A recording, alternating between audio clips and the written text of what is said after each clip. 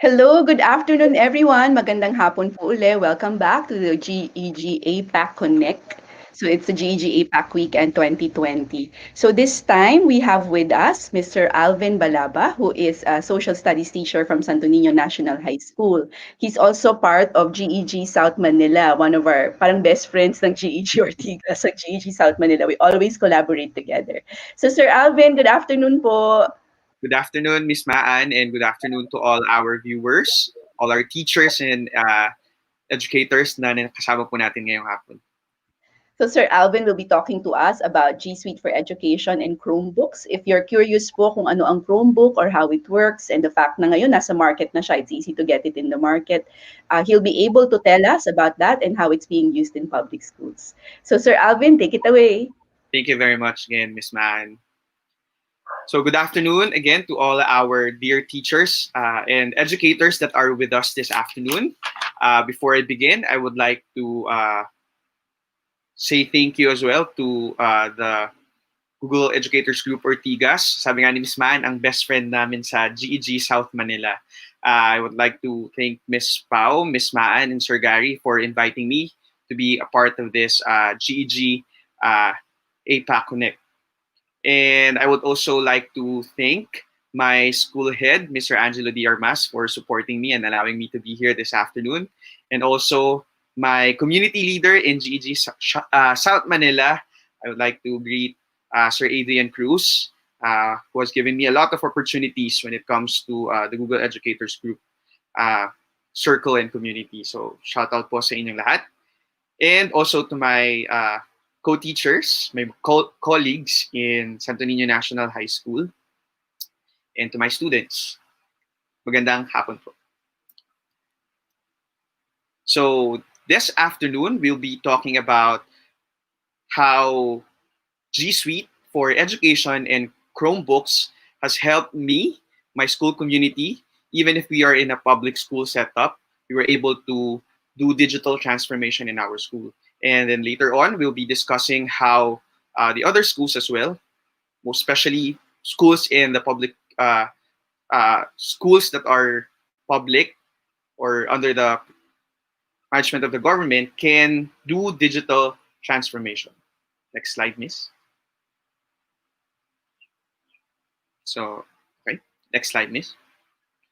So let me introduce to you first, or let me tell you where I came from. So I am from Parañaque City. That's why I am a member of the GG South Manila. So we are composed of three cities. As far as I can remember, we are Parañaque, Muntinlupa, and Las Piñas. So I'm a teacher at Santo Niño National High School. Next, yes, and so this is our school logo, and this is a picture of my colleagues. I consider them my family. I'm very proud of them, the teachers of Santo Niño National High School. And as you can see there, I am a Google Certified Educator Level 1 and Level 2, and an active member, next miss, of the GG South Manila. So before, yeah, as you can see, I have here a meme that is very, very famous. And siguro yung ilan sa atin makaka-relate. So you can see here, the Philippine Public Schools, and our goal to have, or sabi ko nga kanina, to have the digital transformation. But sadly, next miss. Next slide, miss. Ayan. We have the following barriers. Parang may humihila sa atin papalayo, papunta doon sa digital transformation na gusto ng marami. So nagiging problema natin yung lack of devices and also poor internet connection and many other reasons. So to be honest, ang amin pong paaralan, the Santo Niño National High School, ay nagsimula din po sa ganyang mga agam-agam. Parang may humihila sa amin papalayo doon sa kagustuhan namin mag-innovate. So, gladly, and we are blessed na nakawala po kami dyan sa ghost na humihila sa amin papalayo. So, this afternoon, I will share to you our Gone Google journey. Paano kami nakalagpas dyan sa mga barriers na yan, and to completely adopt the digital transformation in our school, in a public school here in the Philippines. Next slide, miss. So again, this is our Argonne Google journey of the Santo Niño National High School here in Parañaque. So our Gone Google journey began with the vision and aspirations of our dear school head. So ayan po siya. It's Mr. Angelo D. Armas. Sabi ko nga po kanina, he's the heart, mind, and soul of this journey. He has the goal and the vision to continuously improve our school, to make basic junior high school education relevant to the 21st century education goals of the Philippine K-12 basic education curriculum. So, ito po ang aming captain. So, without him, these innovations, these changes that I will be discussing to you this afternoon will not come to life. Next slide, miss.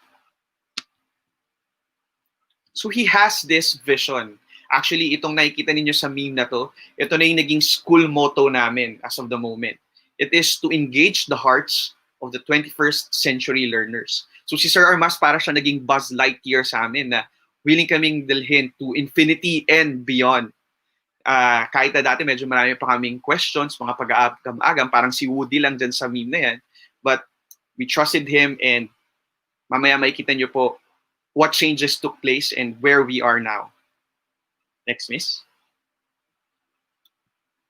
So, our school head, Mr. Angelo D. Armas, created this roadmap for the 21st century basic education implementation. So, this is what our school is following. Ito po yung mga steps na or yung mga hakbang na ginagawa namin to fully commit in our goal to fully engage the heart of the 21st century learners. So kung makikita nyo po dito sa roadmap po na ito, we began with visioning. So we really identified what is it that we would like to see, what goals do we want to achieve, and what I'm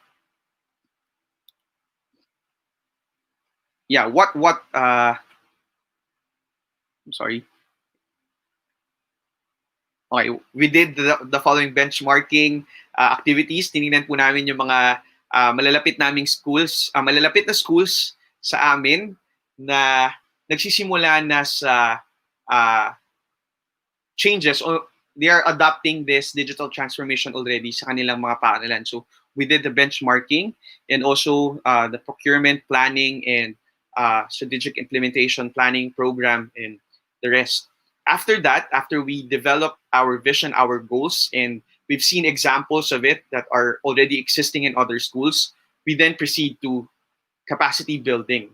So in here, we used our learning action cells sa Department of Education po kasi for the sake of everybody knowing, especially those who are in the universities, colleges, and also in the private schools. We have the learning action cells once a month kung saan yung mga teachers po namin ay they will engage in community learning activity. So in that, we created our G-Day. So later, I will discuss to you what G-Day was to us. And some of these learning action cells was used as a boot camp session. So if you're familiar with being a Google certified educator, you will have the boot camp training before you take your certification exam or the certification test after para maging certified educator ka. So yung mga learning action cells po namin, we made that into mini boot camps. Na yung iba po kasing schools, lalo na recently, I was given the chance to train with Sir Ian of GEG South Manila Leader. Nagkaroon po sila ng 1-week boot camp. Yung sa amin po, ang ginawa namin, sinapchap po namin siya into monthly, weekly session. So, technically, parang mas naging malalim po yung nagiging exchange namin sa mga learning action cells na yan, it being like a boot camp, sa pagtalakay po ng bawat GSuite applications na gagamitin po namin later on. Ginagamit na namin ngayon sa aming paaralan. Next, we did investments on infrastructure. So, to tell you honestly din po, before ang aming internet speed sa aming paaralan ay 3 to 5 Mbps lang po kami. But since we really wanted to make a change, to make our goals come to life, nag-invest na po kami sa internet connection na mayroong 200 Mbps.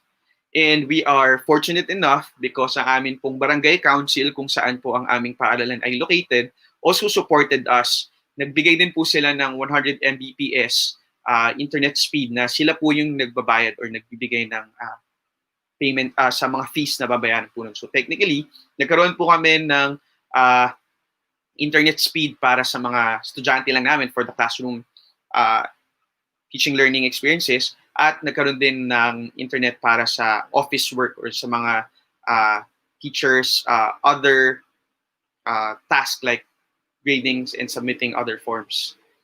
Next, we did the effort to integrate really this technology, this GSuite applications to our teaching learning experiences, even in our professional life. So, kung paano po mapapadali ang aming mga gawain bilang guro sa aming paaralan. And of course, we did the linkages. Ito po, naging isang malaking tulong po talaga sa amin yung involvement ng aming mga stakeholders, especially our parents, our GPTAs, what we call them, the Parent Teachers Association, the local government most especially, and of course, the commitment of our dear teachers and the trust of our students. So using this roadmap, ito po yung ginamit naming guide for us to fully visualize the digital transformation or for the digital transformation to come alive in our school community. Next slide, please.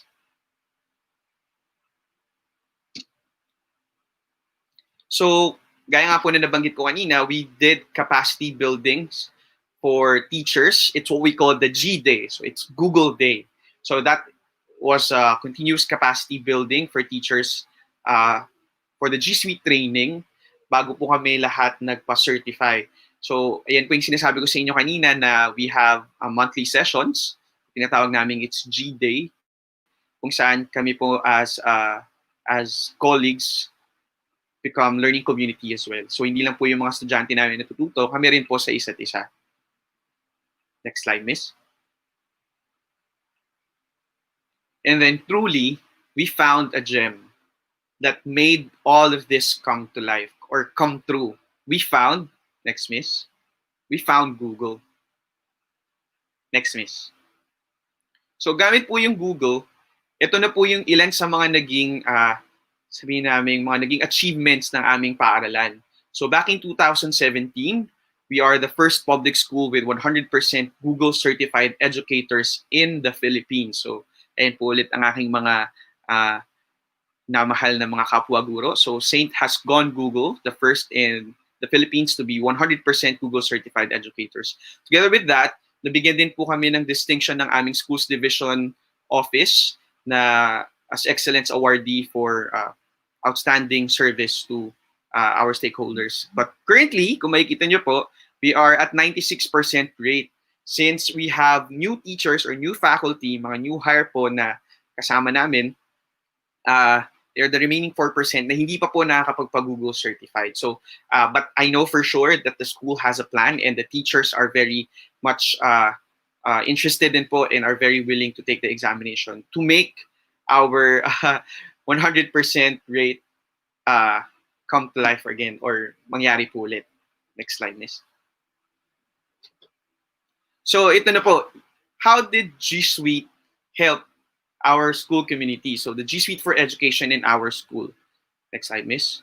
We have a program which we call the Scholastic Improvement using GSuite for Education in Learning Activities. So this is a project headed again, of course, by our school head in how you can fully integrate the GSuite for Education in the different school situations, most especially the teaching and learning process. Next slide, miss.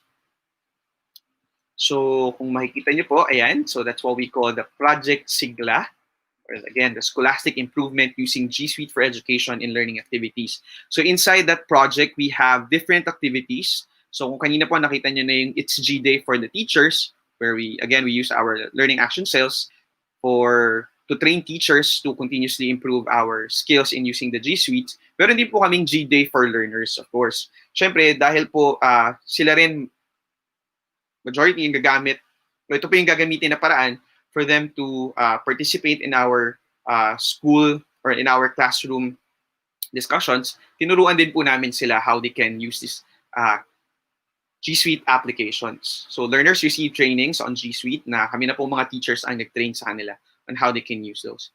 Also, we have the SAMR model and super skills. So sa amin pong school, ito po yung ginamit naming theory or parang theoretical framework kung paano namin i-integrate yung technology sa 21st century education. So if you're curious about this, you may search about this. It's by Pendedura.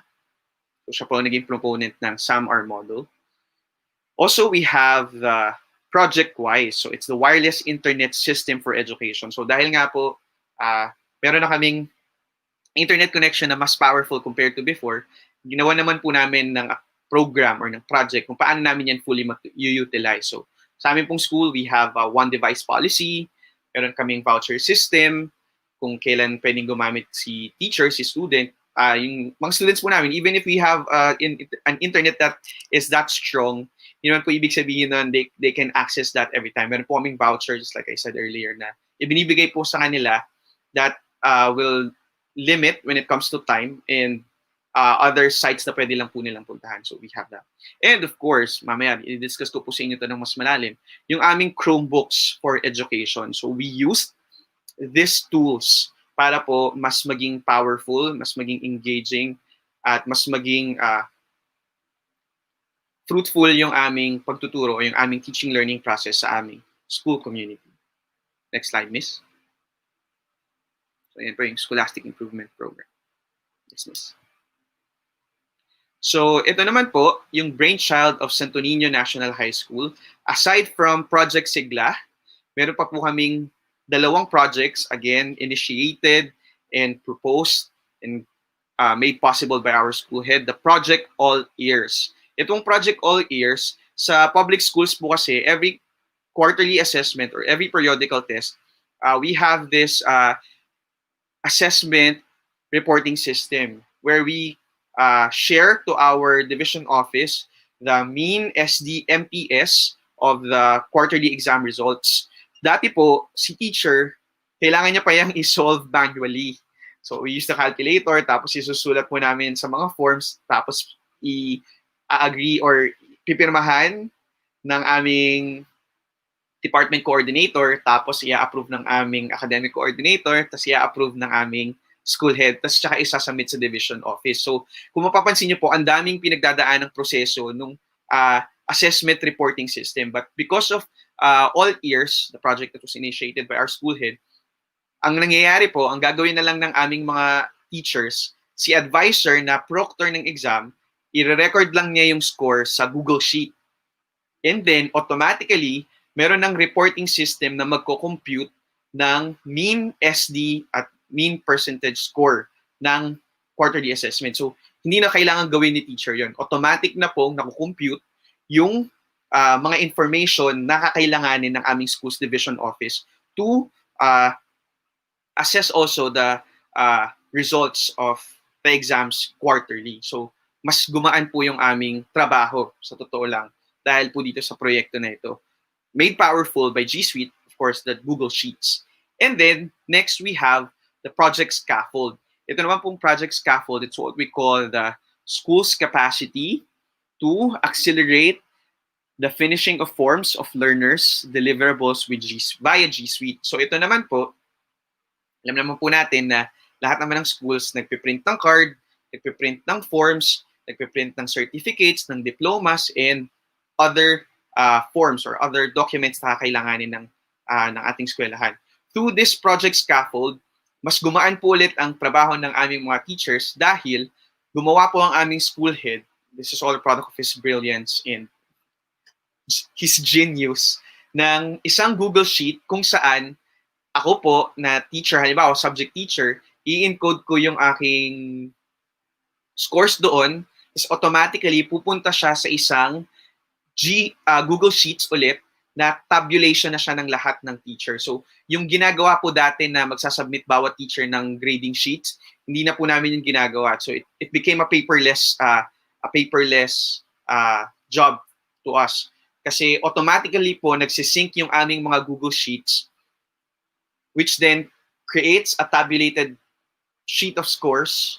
Pagkatapos po, yung mga scores na yun, pwede na rin gamitin para gumawa kami ng report cards, ng mga Form 137, ng mga, yun nga po, ng list of honors. Automatically po, nakikita na rin po yan sa aming eskwelahan. List of honors, list of conduct awardees, tapos yung diplomas, and other forms. So, through the use of Project Scaffold. So, it was made possible because of the collaborative or the collaboration feature ng ating mga GSuite applications or yung GSuite for Education tools. So dahil po doon, naging seamless po yung paggawa namin ng mga activities namin sa aming eskwelahan, and at the same time, nagkaroon kami ng mas mabilis na proseso compared to how we do it traditionally before. Tapos yung problema po ng corrupted files, nawala na po yun since we don't use USBs anymore when sending files dahil naman sa sharing option ng G Suite pa din. Also, yung pagkakaroon ng issues when it comes to ng mga nawawalang files or virus, yun nga po, hindi na namin yun na-experience. It was paperless, seamless, faster, and real-time yung pag-i-encode ng mga teachers, automatically makikita na yan ng advisor kung sino yung mga batang kulang pa ng activities. Just like what we have now. So ako po halimbawa na subject teacher, meron akong record sheet ng mga naisasubmit sa akin, automatically nakikita po ng advisor kung sino yung mga walang nasasubmit. So pwede niyang i-follow up agad. So made possible again by G Suite for Education tools. So yun po ang naging aming learning management system sa aming paaralan. Project Sigla with Project All Ears, Project Scaffold made possible by the G Suite for Education. Next slide, please. Now, ito po. Siyempre, hindi naman totally magiging successful yun kung meron lang kami mga projects or meron lang kaming mga software. Kailangan din namin ng hardware tools to make the digital transformation really possible. So, gumamit po kami ng mga Chromebooks. Let me share to you how we were able to utilize Chromebooks in our school. Next slide, miss. But before that, let's identify first what are Chromebooks. Miss, next lang po. Yan. So that is a sample of a Chromebook. So Chromebooks are devices that run Chrome OS. So kung papansinin niyo po, ang kaibahan nito primarily sa iba pang mga devices ay ang operating system. So if you're using other types of laptops, may iba po silang ino-offer na mga operating system. So if you use the yung mga normal nating laptops, they have the Microsoft OS. If you use the MacBook, they have the Apple OS. So sa Google Chrome, sa Chromebooks naman po ay Chrome OS ang ating ginagamit. So it is much faster, smart, and secure operating system. So it boots up and shuts down quickly. And the best thing about these devices, their battery has a long lifespan with normal use. So these Chromebooks are lightweight and compact, which do not need wide space for storage. So kung makikita nyo po, napaka-handy niya. Pwedeng gamitin talaga ng mga students natin and of course ng mga teachers. So gone are the days na si teacher ay maraming dala-dalang libro, maraming dala-dalang class record. So in our school community, kung mayroong Chromebook si teacher, okay na yun. And he or she can proceed with the teaching learning process inside the classroom. So next slide, miss. Ayan. So kung makikita niyo yung yung meme na yan, my dad couldn't find Google Chrome, so I did this. Minsan, kapag hindi Chromebook ang ginagamit ninyo, since hindi nga siya yung operating system na ginagamit, minsan, kailangan nyo pang mag-download ng Google Chrome sa inyong mga laptops, and minsan, it's difficult to find. So kung kapag Chromebook ang ginagamit ninyo sa inyong school community, automatically, naka-installed ang Google Chrome, since yun nga ang kanyang operating system, you can access it quickly dahil sa nakalagay na siya dun sa tab sa ilalim ng inyong screen, and then you can proceed with your usage of the device. Next slide, miss. Okay, so in our case, we are fortunate again to have had partners and to have had networks na tumutulong po talaga sa amin. Hindi lang yung aming local government unit. Meron din po kaming isang private partner. They are under the Google Asia Pacific through its Philippine partner, yung Google partner nila, ang Q Software Research Corporation. Thank you very much. Shout out po kay Miss Maina sa Q Software Research Corporation. They lent our school 40 Chromebooks to be used in classroom instruction. So hindi po namin kailangan bumili. We didn't need to allot budget to have these tools. They simply lent it to us na hanggang ngayon po ay hindi pa rin po nila binabawi. Thankfully, thank you very much po ulit sa Q Software. Kaya po talagang mas naging powerful yung aming experience when it comes to using the GSuite for education. This was presented to our local government unit, the Parañaque City Council. At ginawa pong parang experiment stage yung aming experiences sa aming school.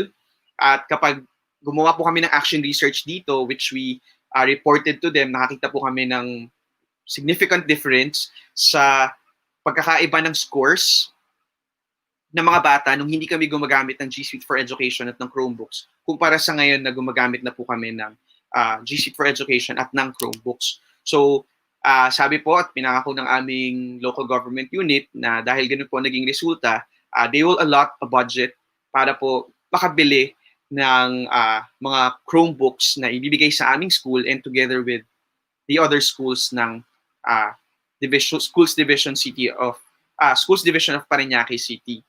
So, pero yun nga po dahil nagkaroon ng COVID, ng pandemic, medyo nagkaroon po ng konting lag lang ng konti when it comes to acquiring these tools. Pero we do hope that pagbalik po when everything goes to normal, we can continue with this project and the school will be given the tools that we will be needing in the future.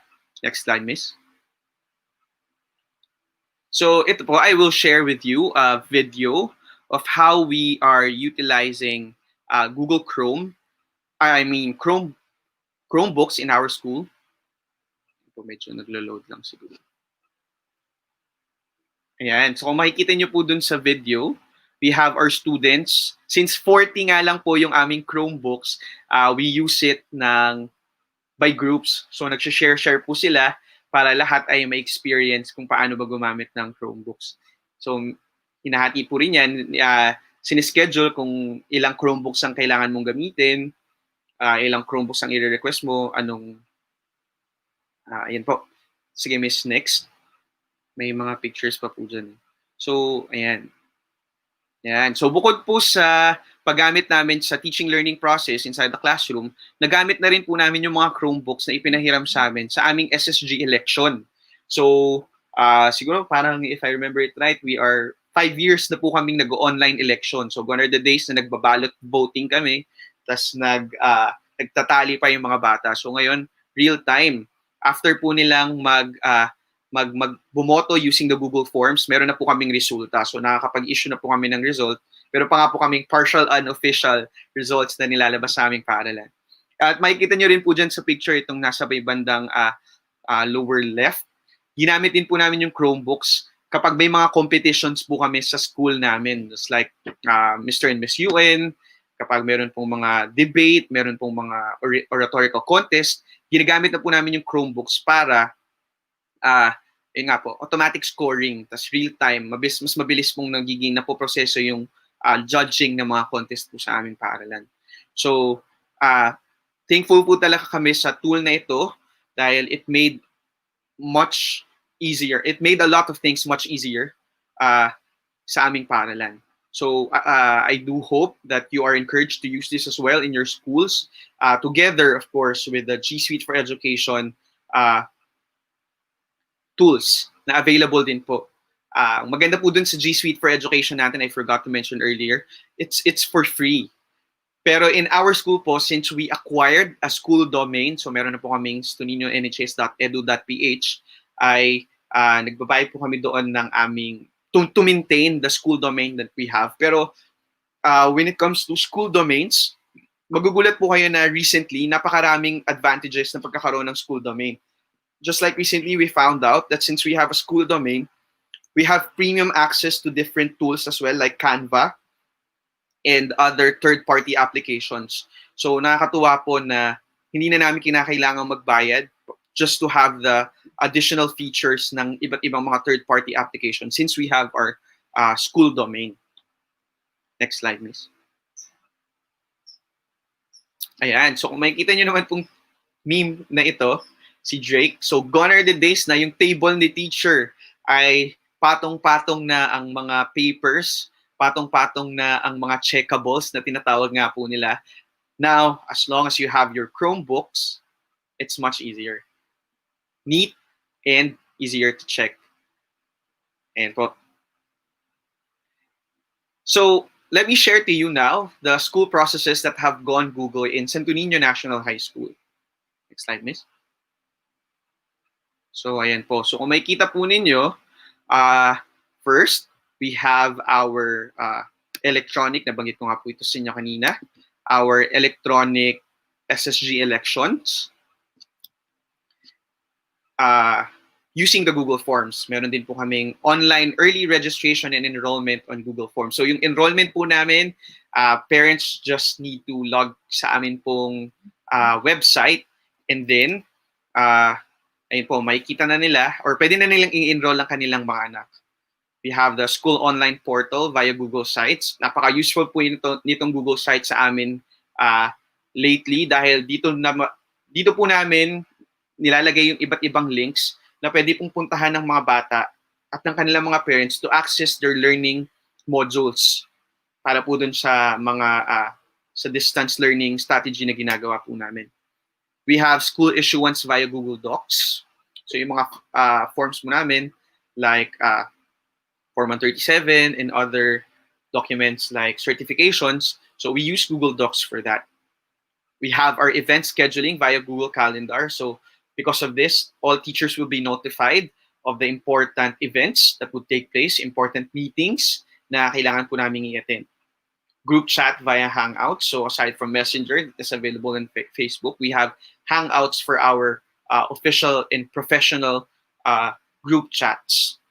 We have the attendance reporting via Google Sheets and also the Google Forms. So ngayon po, since naka-work from home setup, ang ginagamit po namin ay ayan pong yung attendance po ng teachers ay through the Google Forms recorded in the Google Sheets and ganoon din po sa mga bata. We have the electronic daily lesson logs, plans on Google Docs na ginagamit po namin even bago pa po yung mag-hit yung pandemic. Now, next slide, miss. What are the perks of going Google? Since our school did this, ano ba yung mga nagbago sa aming school community? First, yan po, automated reporting. So, sabi ko nga po kanina, once na nag-encode si teacher ng mga scores, automatically makikita na yan ng lahat ng may access sa file. So, the advisor, the school coordinator, or the subject coordinator, and even the principal.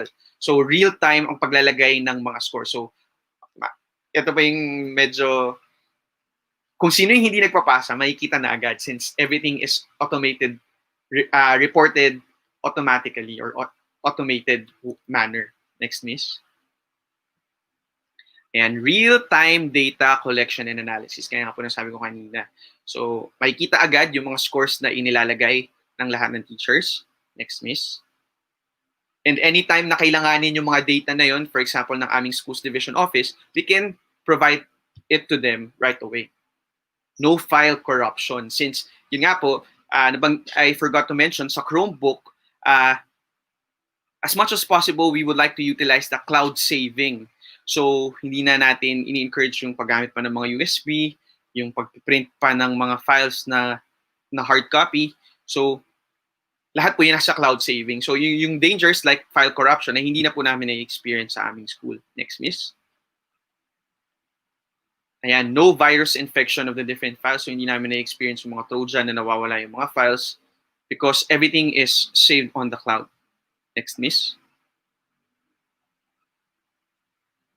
Ayan, ito po yung isang magandang part. So, environmentally friendly, paperless as much as possible. May mga forms na hindi na po namin piniprint since we can share it to different people in the organization. Most especially yung mga lesson plans po namin, we don't print it anymore. We just share it to our grade level or our subject coordinators, and then school principal will check it later on. And the rest, like yung amin pong cards, as much as possible, hindi na rin po namin siya piniprint. We provide a soft copy for that. And yes, of course, isa rin sa pinakamaganda, it's for free. Kahit po wala kayong school domain, as long as you have a Google account, can access all of this. May limitations lang, but still functional pa rin naman po. Mas magiging powerful lang kapag meron po kayong domain. Next, miss. Ayan, ito rin po yung isa sa pinakamaganda. Yung mga binabanggit ko po sa kanyo kanina na Project All Ears, Project Wise, Project Scaffold, naging possible po yun dahil sa collaborative feature or sa collaboration na feature ni Google o ng GSuite for Education. Yes, miss. Next slide po. Ayan, transparent and you have control permission. So, for transparency, gaya nga po kanina, as long as it's shared with the school administrators, makikita na po agad nila yung mga files na laman ng inyong Google accounts. And if you want to secure privacy, gusto mo lang na ilang tao lang nakakita ng mga files mo, then you can have the control permissions for that. Next, miss. We have access data. You can access the data anytime and anywhere as long as you have a device with you, even if your phone, yun lang yung meron ka, let's say at that time, then you can still access your files anytime or wherever you are. Some of you may ask, paano kung walang internet connection? Baka hindi ko na magamit yung aking G Suite, yung aking mga files, or hindi ko na makita yung aking mga files na gagamitin, or hindi ko na magamit yung aking Chromebook. You don't need to worry because we have the G Suite for Education, yung availability niya offline. Kapag in-enable nyo lang po yun sa inyong Google Drive, automatically, at sa inyong G Suite at sa inyong mga files, kahit po wala kayong internet, pwede kayong mag-edit even if you're offline. Yung sa Chromebooks naman po, meron rin siyang feature na offline, then siguro magtataka ka din or magtatanong po kayo, edi paano ko masisecure na yung files ko hindi mawawala? Sa Chromebooks po, also together with other devices na gagamitin mo, basta naka-available offline siya, kapag bumalik yung internet connection mo, pwede nang automatically masasave yung mga ginawa mong changes sa iyong files. Next, miss. And of course, much more. Mas marami pa pong i-offer itong Google dahil nga po, they continuously upgrade. They make changes from time to time. So, alam ko po ang Google nakikinig sa mga clients nila or sa mga users nila. So, magbigay lang po kayo ng suggestion sa kanilang mga help platforms. They listen to that and then they make those changes. So, mapapansin nyo later, ay, mas madali na siyang gamitin ngayon because somebody suggested how it can be improved. So, yun din po yung maganda sa, if you go Google, mas na-upgrade or mas na-update yung ating mga tools which makes working much easier, teaching and learning much easier. So, yes, next slide. So, kung titingnan nyo po itong ating last meme. So, tingnan nyo po yan. Traditional teaching versus teaching with GSuite for Education and Chromebooks. Mas gaganda po talaga kayo at mas pupogi kayo dahil mas magiging simple ang trabaho, mas magiging simple ang paraan ng pagtuturo, simple ang paraan ng pagkatuto kapag ginamit natin itong mga tools na ito, the GSuite for Education and Chromebooks. Next slide. Let me leave you with this quotation from one of a famous person, Theodore Levitt. Sabi niya po that creativity is thinking up new things, but innovation is doing new things. Sa ating pong mga guro, I know that things have been challenging in this past few months, this year, pero naniniwala po ako na through innovation and through using the right tool, mas magiging maayos po ang ating paraan ng pagtuturo, paraan ng pagkatuto ng mga bata. And then we can promise a better learning experiences to our students in the coming future. And also, it will offer us a much more peaceful and an enjoyable professional life. So, with that, thank you very much, teachers. I hope you have learned with the experience that I have shared with you this afternoon. Uh, and I hope to see you all very soon. Personally na, I miss man. So, thank you very much, no, for sharing with us yung journey nyo sa Santo Niño. But we have a couple of questions. So, yung Yes, first, yes, I think sure. it's a question that's from me. No, I'm very curious as to how long did it take you to change from the traditional setup to going Google? How long was that process for you?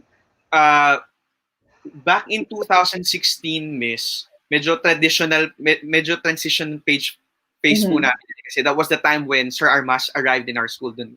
Ka-assign lang po Mm-hmm. namin. Ang initial na ginawa niya mga changes talaga, he wanted to make everything electronically. Pero dahil wala pa nga po yung GSuite, we don't have an idea about it yet. So, ginagamit po namin nun yung mga, can I name the brand, Miss? Okay lang naman. Wala We namang were brand using a that, guys. different We're all program. volunteers here, so I'm guessing okay lang naman. We were using a different A platform, and different then platform. we use USB saving pa kami nun, Miss, para lang mag-share ng file. That was in Mm-mm. 2015. But in 2017, nagsimula na po namin makilala yung G Suite. Tapos ano na po yung teachers namin. Parang yes, nag-bootcamp na yung mga teachers namin. So parang technically it took us almost 2.5 years So 20 years. transition talaga, Miss, from traditional setup to the digital transformation na experience namin ngayon. Pero gaya nga po ng sabi ng aming school head, marami pa po kaming dapat at pwede pang baguhin. Kaya dapat maging open din po kami sa mga changes pa na mangyayari later on. Oo, very inspiring, no, to listen to someone from a public school to be able to say that. Kasi usually yung mga ganitong innovations parang palaging iniisip natin imposible, 'di ba? Yes, Pero Miss, so katulad it's ng very first inspiring kanina to parang hirap gawin.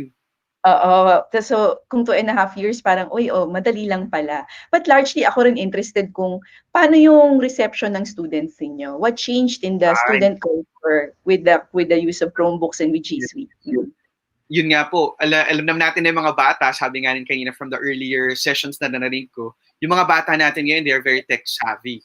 Mm. So yung iba dyan, masyado na, minsan may mga devices sila, may mga tools sila na mas alam pa kumpara sa mga teachers. They became more engaged, they became more active. Actually, nagkaroon po kami ng action research about that. And Mhm. the action research gave a result na nagkaroon po talaga ng significant difference yung kanilang scores, yung kanilang overall grades from the time na hindi kami gumagamit ng G Suite sa time na gumagamit po kami ng G Suite. Kaya po na-encourage din yung aming local government unit na mag-invest po talaga with these tools kasi nakita nila yung difference when it comes to students learning, engagement, and uh, yun po, pagiging active nila sa paggamit ng mga tools. Oh, that's wonderful to hear. So not just hindi lang siya cute tignan or maganda tignan or novel. You actually have data that it affects student learning, no, and engagement. So that's Very, really very, may question sa ano no sa chat box kanina. Ito to very logistics, no. Ang tinatanong ni Miss Mary Manzano kung naka-cart po ba yung Chromebooks ninyo? Good question, Miss. Actually, in our school, meron po kaming cart. Totoo po yan. Na Mm. pinagawa po siya ng aming school head na may cart, may sleeves na ilalagay po bawat Chromebooks. Kasi alam ko, delikado din po kapag nakastack sila eh. So sabi po Mm. ng school head namin, kailangan may separation. Tapos, meron na siyang parang mobile charger na din yung meron kami na may I am not sure what you call that tool na doon po nakasaksak lahat ng charger. So Mm. pag sinaksak mo yun sa main outlet at kinabit mo yung charger sa bawat Chromebook, nasa-charge na po sila automatically. Pero yun po yung maganda sa Chromebook nga, gaya na nabanggit ko kanina, mas mahaba po yung usage span niya, yung battery span, life ng kanyang battery. Yes, we do have cards for it, Miss. All right. Thank you, Alvin, for sharing your experience in Santo Niño and how inspiring it is, no? So 2.5 years just to go Google and really completely. It's really, kasi sobrang ang saya tignan na madali yung buhay ng teachers sa inyo to a degree. And that you Yeah, have data to say that really the students are more engaged and they learn better when you grow paperless. So it's not impossible. It's actually something you yeah. can do. Thank you so much, Alvin, for sharing your experience. So Thank you what we very have much. right now, for those of us who are listening, we have right now is that we have the evaluation form in the chat box. The link is there. It's being flashed right now also on the screen. And please let us know if you have comments for Alvin or if there's anything else that you'd like us to be able to discuss in the future. Please let us know. Please let us know through that particular form. Those who answer the form also get the chance to win a GCE Level 1 voucher if you're interested in Wow. taking that. Mm-mm. So you get the chance to win that. We'll raffle that off on Sunday. We'll announce the winners on Sunday. And I hope that you can join us. I know Franco Adun is broadcasting in his own channel. So please check out the schedules. That will be the talk at 5 o'clock. And then later on at 8, we have Miss Lei and Chong who will be talking about app scripting. If you want to know how it was possible for Santo Niño to have done all of those platforms and automate all those things, I think Lei will have the answer for your school. So sana you can join us later at 8 p.m. So thank you very much. Thank you once again, Alvin, for joining Thank us. you And very thank much you to again, Miss everyone Man. who is watching us live. This broadcast will be available. So those, if you are listening to us later on or mamaya nyo pa ako, ibang oras nyo ko, nyo kami mapapakinggan. Hello din po sa inyo. Salamat. Don't feel free to comment pa din po. All right. Thank you very much, Alvin. And thank you very Thank you. much to everyone who's watching us live. Have a Thank good you. bye.